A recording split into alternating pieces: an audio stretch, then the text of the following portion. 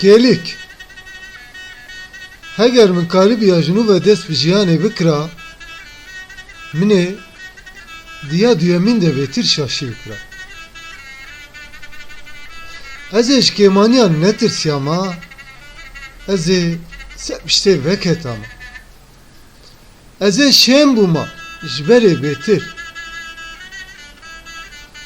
Minê hindik tişt bi baldarî bikira.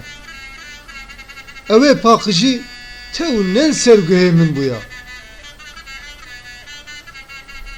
Minê bêtir xetere bidana çav, ez ê bêtir derketama rêwîtiyê, minê bêtir li derketina tavê bineriya, ez ê bêtir hilkişiyama çiyê.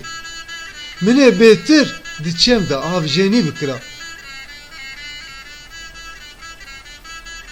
Ez ê biçûma gelek deverên ku min nedîtiye. Minê bi dilê xwe bestenî bixwara û hindiktir baqi. Ew ê pirsgirêkên min yên rastîn hebûya, ji dêvla yên xeyalî. Ji wan mirova me ku her kêliya jiyanê bi adan û bi rasteqînî dibihîrînin. Heger min karî bûya ji nû ve dest pê bikim, ew ê hew kêlikên min yên bextewar hebûna. Nizanim haya we jî heye, ji xwe jiyan ev e, kêlik, hew kêlik. Hûn jî kêlikên xwe bijîn.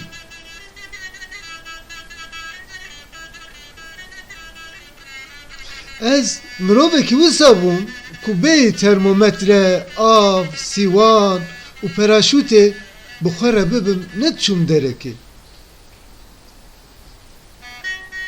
Heger min karîba ji nû ve dest pê bikira, minê tiştek hil negirta. Heger min karîba ji nû ve dest pê bikira, minê di biharê de pêlavên xwe ji lingên xwe bavêtina. û heta dawiya payîzê ez ê bi lingên xwas bimeşiyama. Minê rêyên nû kişf bikira, tahma tavê bigirta, bi zarokan re bilîsta. Heger şansek min ya din hebû.